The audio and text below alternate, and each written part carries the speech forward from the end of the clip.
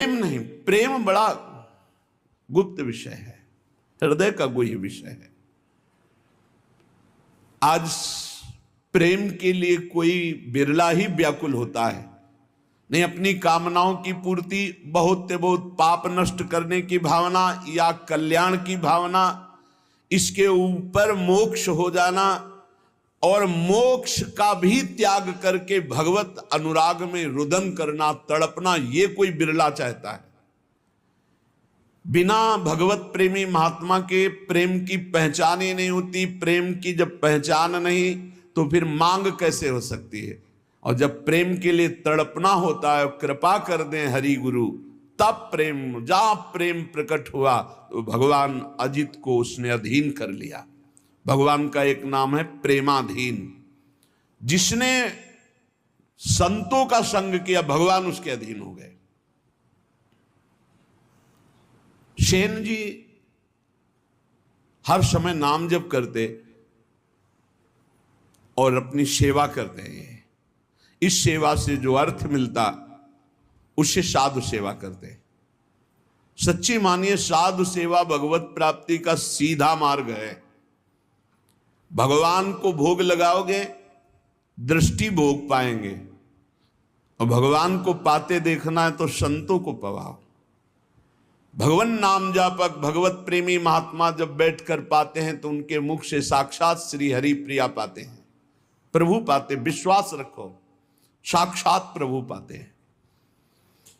भक्तमाल जी में आया, जैसे बेटे गर्भ में हो और उसको पवाना हो तो क्या करो, मां को अच्छे अच्छे पदार्थ पवाओ तो बेटी की पुष्टता हो जाएगी।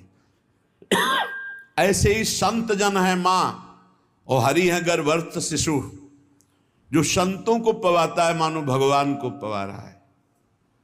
राजा की अंग सेवा में सेन जी जाया करते थे। रोज चरण मालिश, शरीर की मालिश करते, जो भेंट मिलती संत सेवा करते।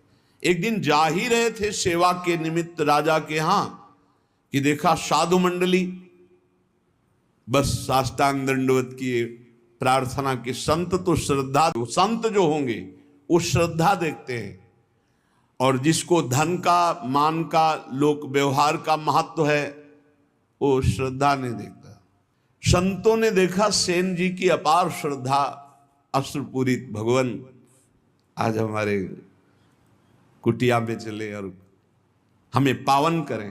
हाँ हाँ, संत तो श्रद्धा देखने वाले।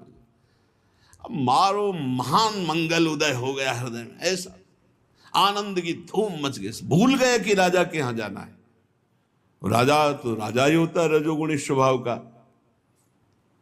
संतों के चरण पखारना, आरती करना, जो कुछ था वो जाकर बाजार से अच्छे अच्छे पदार्थ लाना, भोग बनाना। भगवान ने विचार किया कि सेन जी तो हमारे संतों की सेवा में मगन हो, राजा की सेवा में नहीं जाएंगे तो कल हो सकता है दंड विधान करें। स्वयं भगवान वैसे ही पूरा पोशाक, वही सब सामग्री सेवा वाली गए। जय जय अनंत कोटि ब्रह्मांडों के स्वामी, भक्ताधीन मनः पूज्यो, भक्ता नाम अभयंकर। ये गोपाल शास्त्र नाम में भक्तों को अभय करने वाले भक्ताधीन हैं। देखो भगवान के आगे राजा कुछ पद रखता है क्या? ब्रह्मेश्वरादि सुदरूप पदारविंद, बड़े महामहिम।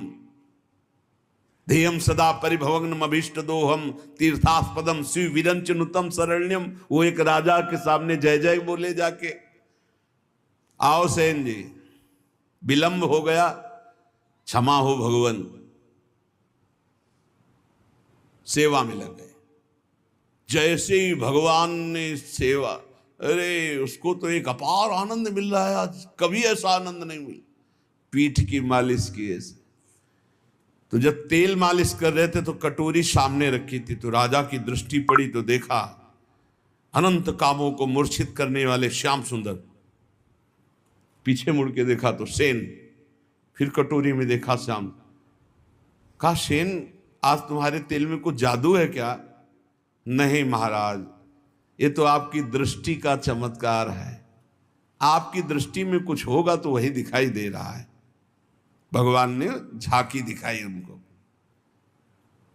आनंद, पूरी रात आनंद में डूब गई। भगवान तो अंतर ध्यान हो गए। संतों को पवाया खूब, भगवत कीर्तन भगवत चर्चा पूरी रात हुई। संत जन सुबह मंडली जब विदा हुई तो जैसे अपने प्रियजन के बिछुड़ने से प्राण व्याकुल होते हैं, ऐसे भगवत प्रेमी संत जनों के बिछुड़ने से उनके प्राण व्याकुल होते। मिलत एक दुख दारुण देही और बिछुरत एक प्राण हरि लेहि। अशुभ प्रवाह करते हुए संतों को विदा किया। जब संतों को विदा किया तब होश आया, अरे राजा की तो सेवा में गया ही नहीं, अब राजा को कैसे बताऊं कि हमारी क्या दशा हो गई थी। संतों के दर्शन मात्र से बड़ा, अब तो राज कर्मचारी आएंगे और मुझे बंदी बना कर ले जाएंगे। सोच ही रहे थे कि राज कर्मचारी आ गए। सेन, महाराज ने तुम्हें याद किया, सूख गए। विचार किया कि हो सकता है राजा है, कोई निवेदन नहीं किया, सेवा में जाना चाहिए, नहीं जाए तो निवेदन भेजना चाहिए, इसका मतलब भयानक दंड मिलेगा। चल पड़े। भगवान का स्मरण करते हो कि कोई अपराध तो किया नहीं, संत सेवा में ही रत होने के कारण अगर ऐसा हमें फांसी भी मिलती है तो कोई बात नहीं। अवश्य उनका ऐसा आदर प्रधान द्वारपाल कैसे कर सकता है, वो तो तिरस्कार करना चाहिए। जब अंदर गए तो राजा ने कहा आओ आओ से, ये सब क्या, इनको तो क्रोध में होना चाहिए। राजा ने कहा सेन, जैसी तुमने कल सेवा की मैं बहुत आनंदित हूं, जो चाहो हमसे मांग लो। मजाक तो नहीं कर रहा, कल तो आए ही नहीं। तो उनका महाराज सेवा क्या, तो उनका सच्ची कल जो तुम, और अश्रु आ गए। तब उनको लगा कि कुछ तो उनका महाराज, मेरी सेवा से आपको क्या सुख मिला। बोले मैं एक रहस्य जानना चाहता हूं, कल बार बार मन में आया पर तुम सेवारत थे, इतना आनंद मिल रहा था कि पूछ। कटोरी में देखते थे तो एक श्याम रंग का बड़ा आकर्षणकारी रूप, और जब पीछे देखते तो तुम सेवा कर, क्या कल के तेल में कोई जादू था या क्या था कल। तो उनका सरकार सही बतावे, हम कल आए ही नहीं। अच्छा, कल तुम आए तो थे, सेवा की?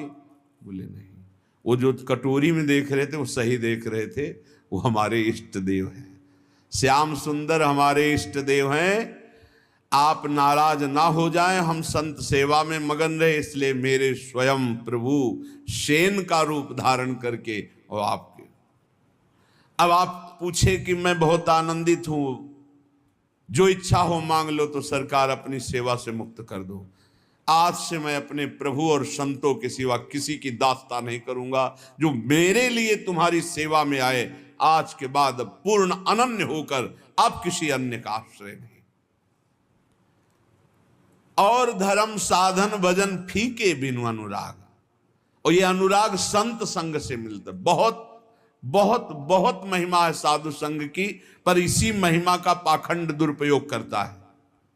पाखंड इसी महिमा का दुरुपयोग करने लगा कि ऐसी महिमा है जिन संतों की, तो उसी का दुरुपयोग, जिनको साधुता का ज्ञान नहीं, जो भगवान का भजन नहीं करते, जो भगवान की प्राप्ति का लक्ष्य नहीं, वो लौकिक सुख सामग्री की चाह के लिए इस वेश का दुरुपयोग और निंदा कराने लगे। नहीं तो वास्तविक सत्य बात है, संत सेवा मात्र से अनुराग प्राप्त होता है। तात स्वर्ग अपवर्ग सुख धरी तुलाय कंग, तूलन ताह सकल मिली जो सुख लव सत्संग। क्षण मात्र के सत्संग से जीवन का परिवर्तन निश्चित है। जो स्वर्ग और पृथ्वी के भोग और मोक्ष सुख का भी तिरस्कार करवा दे, ऐसा अनुराग संत संग से प्राप्त होता है। जैसे नक्शिक सुंदर वेशभूषा हो और सिर पर पाग ना हो तो शोभा नहीं बनती, ऐसे सब साधन हो और प्रेम ना हो तो शोभा नहीं उन साधन